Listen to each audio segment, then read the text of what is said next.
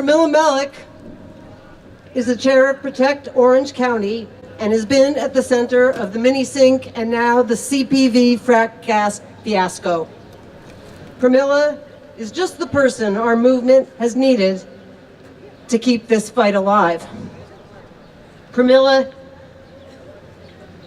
is independent, feisty, out of the box, big picture thinker, and she stands her ground against the billion-dollar corporations and corrupt, entrenched government bureaucracies.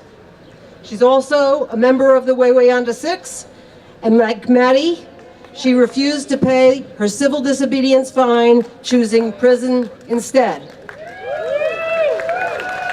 To her credit, this grassroots eco leader is constantly reinventing herself. She was a 2016 New York State Senate candidate, and now she hosts her own local radio talk show. Pretty cool. The best thing about this frack gas infrastructure nightmare, what it's done, is that it's brought all of us together in solidarity to build a grassroots movement from the bottom up. And it's my great pleasure to introduce to you Pramilla, an inspiration for all of us.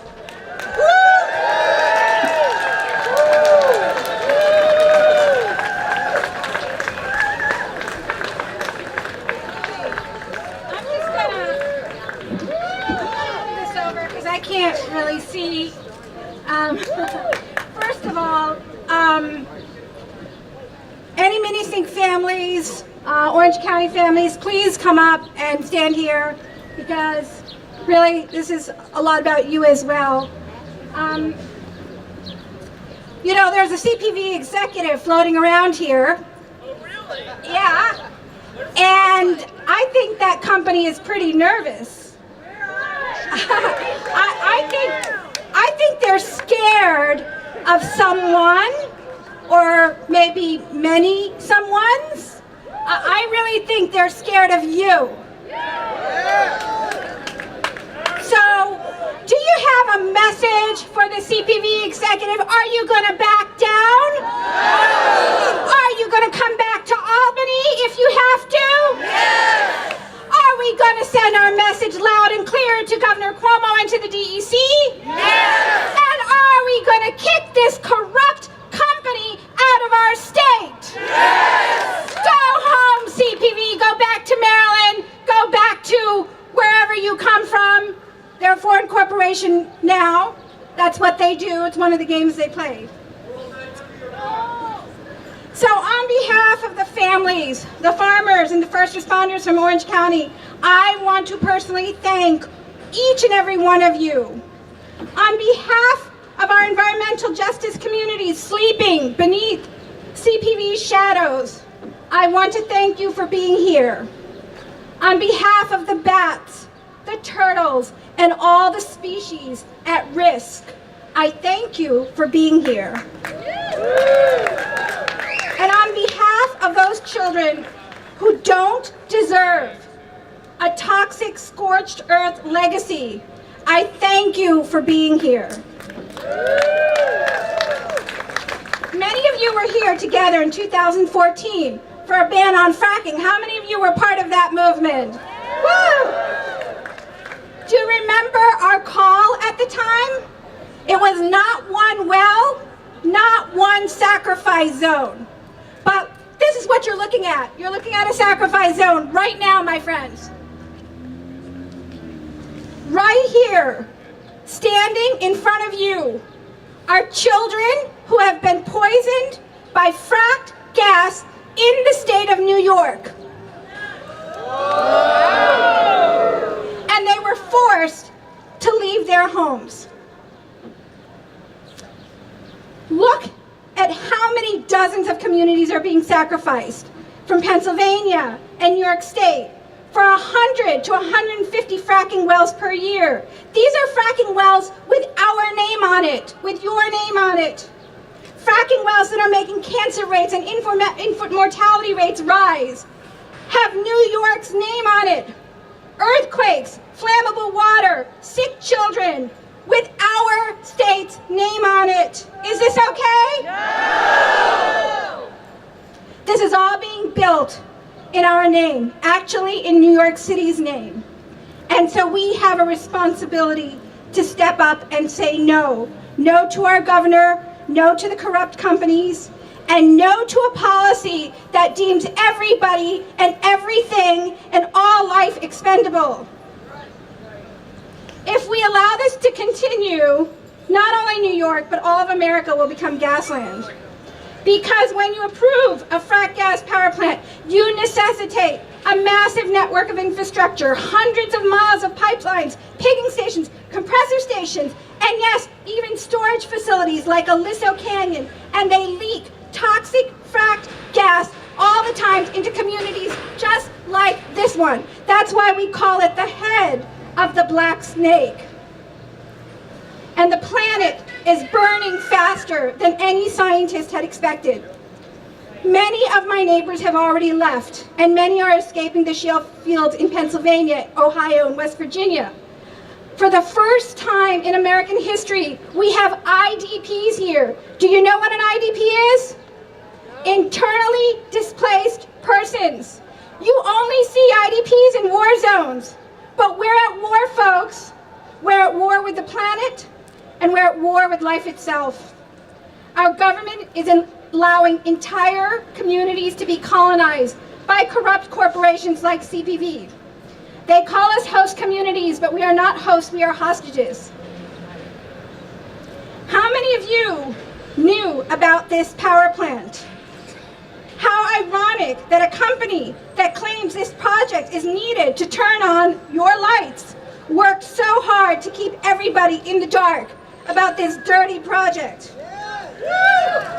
You know what CPV stands for? Corrupt Power Vultures. Built on bribery. Built on bribery. Fraud. Their approvals were bought by Ziti. And this is why I'm wearing the Ziti necklace. We're going to take these boxes of Ziti. We're going to take this necklace to the governor's office with this message. Take back the Ziti and give our children their air, their water, and their future back.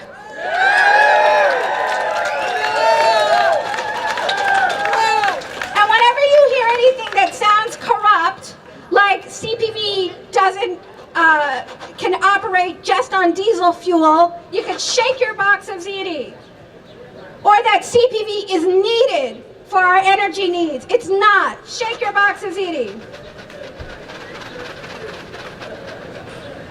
We cannot afford any more deception. It's time for climate truth.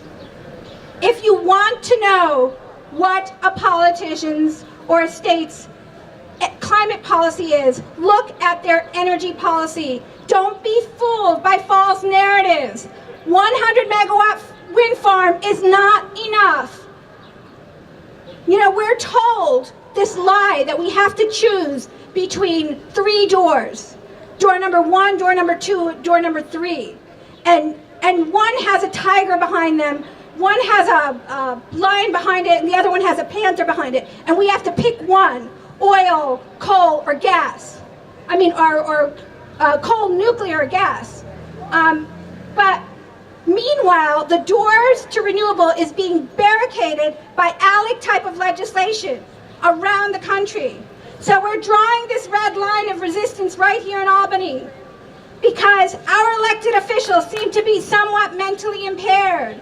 They can't seem to see their way clearly. They're confused and lost by this fog that's creeping over us.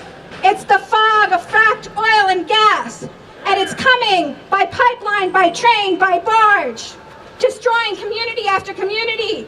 So it's up to us because nobody is going to save us. Our message to Governor Cuomo: you cannot trade victims and trade poisons and declare it an environmental victory.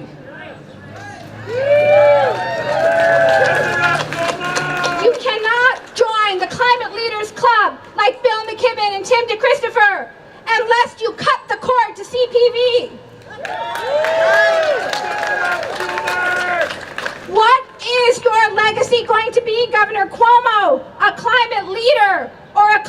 deceiver. Now is the time for climate truth.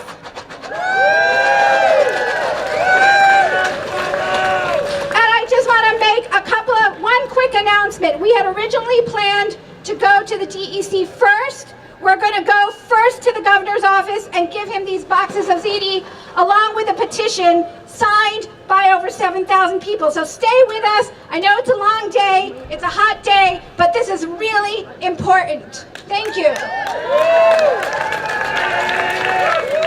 call the governor every day, 518-474-8390, 518-474-8390, and tell him to reject the VLP, the ESU, and to pull the plug on CPV. Call every day until he shuts it down. And also, if you haven't seen it already, you have to go and see it. You drive down the I-84 corridor. We have a picket every Saturday at 11 o'clock. So come and see it. You will be shocked by what is being built in your name. Thank you.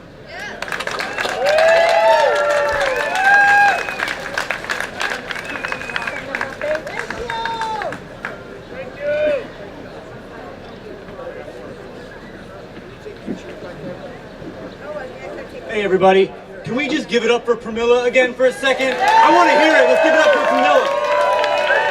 We're all here because of her and her tireless efforts on this. Thank you, Pramilla.